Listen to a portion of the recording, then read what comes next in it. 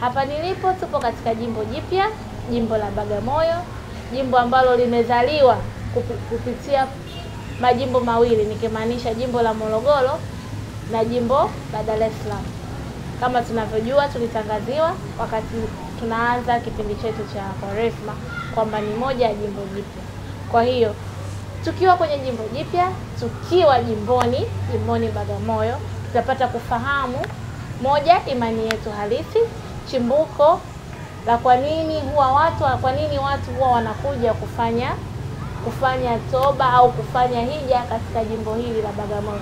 Tufahamu, kabla Bagamoyo haijawa jimbo, ilikuwa ni kituo cha hija, sehemu ya sala, sehemu ambayo wengi kutoka sehemu tofauti au hata mataifa tofauti ndani na nje kuja kufahamu au kuja kusali, kuhiji, kama tunavyoenda kuhiji Rwanda, tunavyoenda kuhiji Maria Rita Mwanza, wengi walikuwa wanafika hapa. Je, kuna nini? Tunafahamu historia ya Bagamoyo ilianzia wapi? Tunafahamu wamisionari wa kwanza waliotoa hapa na kukiweka hiki kuwa kituo cha hija. Tunafahamu historia ya msalaba. Je, tunafahamu, tukiachana na kwamba tunajua tuna kanisa la jimbo, je, lilikuwa kanisa la jimbo ni kanisa la pili au kanisa la kwanza katika mji huu wa Bagamoyo ambao kwa sasa ni jimbo letu? Sisi wa Katoliki tunajivunia kupata jimbo jipya chini ya askofu wa kwanza, askofu mkuu aliyokuwa askofu msaidizi wa jimbo la Dar es Salaam, Mheshimiwa Stefano Msomba, ambaye kwa sasa ndio askofu wa kwanza wa jimbo hili jipya, jimbo jipya na askofu mpya. Tutasoma mengi au tutajua vingi kupitia historia ya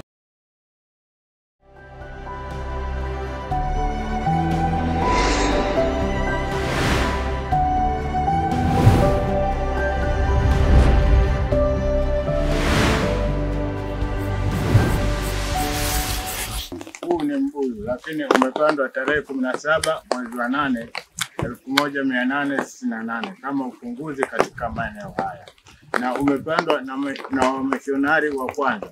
Wa kwanza anaitwa Anton Bawa, wa pili anaitwa Monton Bawa. Lakini ujio wao walipotoka Zanzibar kuingia Bagamoyo, walishuka kule beach kwanza, wakapanda msalaba na umepandwa tarehe 17 mwezi wa 8 1868. Lakini hawakufanya kitu chochote kule bichi baada ya kupanda msalaba. Ndipo walipofika katika maeneo haya, wakaona hapa ni mbali na bahari, kwa hiyo wanaweza kujenga kanisa. Lakini kitu cha kwanza walianza ufunguzi kupanda huu mbuyu tarehe 17 mwezi wa 8 1868.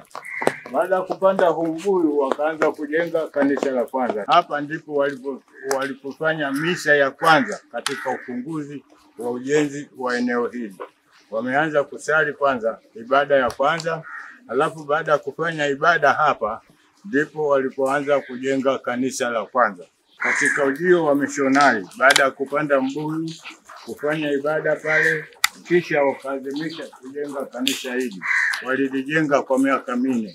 Limeanza 1868 likakamilika katika mwaka 1872. Wamisionari hao ndipo walipoingia kwenye biashara ya kuwakomboa watumwa waliouzwa hapa Bagamoyo. Naye tuna mtumwa wa mwisho anaitwa Maria Erestine, ni mzaliwa wa Kongo, lakini huko kwao alikuwa anaitwa jina la Chekanaye. Chekanaye kutoka Kongo kufika Ujiji Kigoma, mamake mzazi alifariki pale, lakini yule mtoto alifika Bagamoyo. Baada ya kufika Bagamoyo, wafanya biashara walimwengua, wakaona ni mtoto amechoka sana, hawezi kumpeleka Zanzibar kufanya biashara. Kwa hiyo wameamua wamuuze hapa Bagamoyo. Baada ya kuuzwa hapa Bagamoyo, lakini mwaka 72 kuingia umishonari kuwakomboa watumwa, na Maria Erestine alikombolewa na watumwa wengine na walifugwa kwenye kijiji huru. Mtumwa huyo aliishi ulimwenguni miaka 85 na amefariki katika mwaka 1974. Hili ni kanisa letu la pili, nalo limejengwa kwa miaka 5. Imeanza kujengwa 1909 ikakamilika katika 1914 wakati wa vita kuu ya dunia ya kwanza, na hapo ndipo linalofanywa ibada kwa kila Jumapili, ndio kanisa hili. Kuanzisha umishonari, lakini hawakuja indirect. Kwanza walisafiri, walikwenda Pangani. Baada ya Pangani walirudi na bahari wakaenda Dar es Salaam. Wakati huo nchi Dar es Salaam kunaitwa Bandari Salama, inaitunza vyombo bila uharibifu. Lakini waliona hapana, kibali chao ni Bagamoyo. Wakaanza kurudi Rivers kutoka Bandari Salama kuitafuta Bagamoyo. Hata walipofikia katika mji wa Kumbuji, na lakini sasa hivi panaitwa Kaole. Ni bandari ya kwanza katika kutumika katika mji wa Bagamoyo. Kwa hiyo baada ya kutua pale kuonesha karatasi yao, wakaambiwa hapana, hii sehemu ni sahihi, yote inatawaliwa na Sultani Majidi na huyu ni mtu anafahamika, lakini hapa mahali mlipotua pametawaliwa na Uislamu.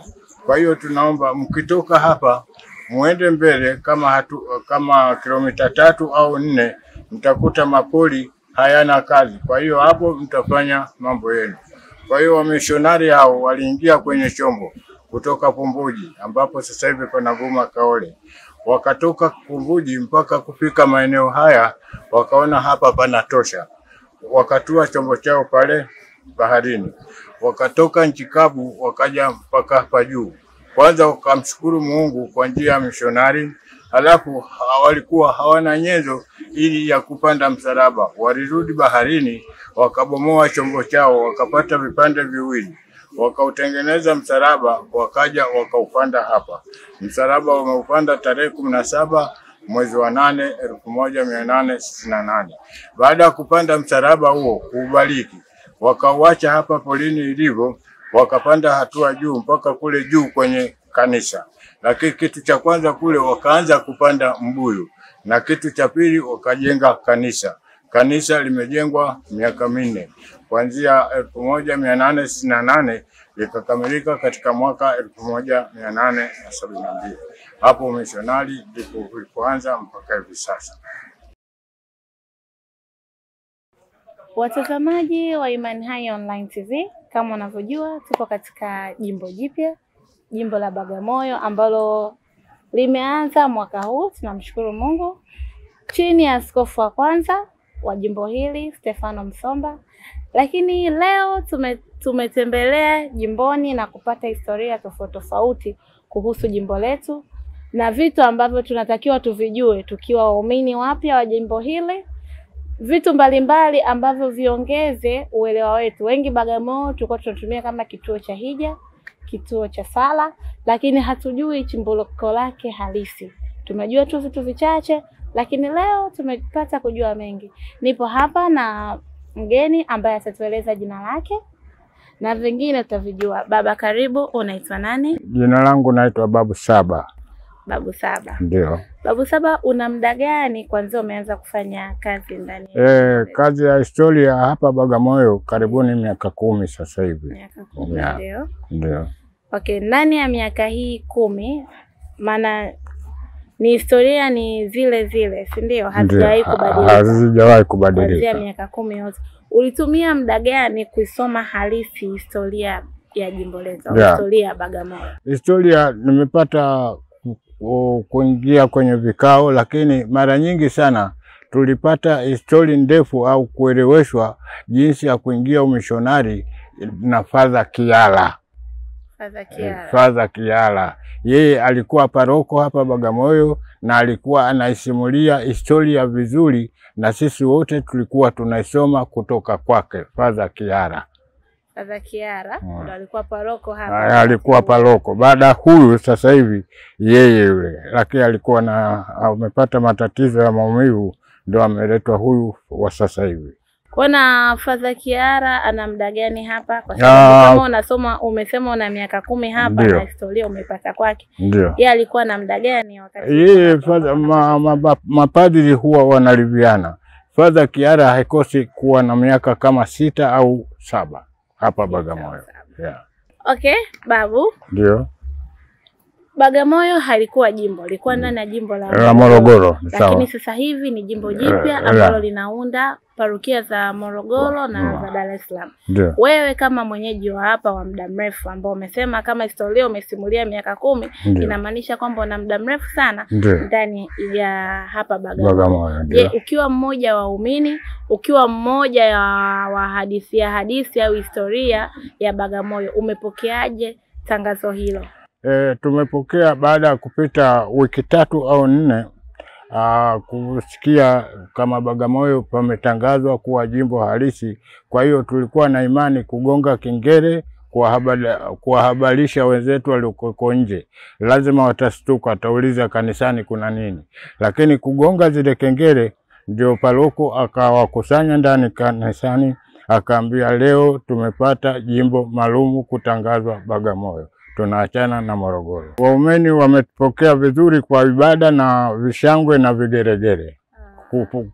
Wameridhika kupata jimbo katika mji wao wa Bagamoyo. Wenyeji. Jimbo zaliwa likiwa na zaliwa. Haya babu, asante kwa muda wako. Sana na siku nyingine. Nashukuru sana.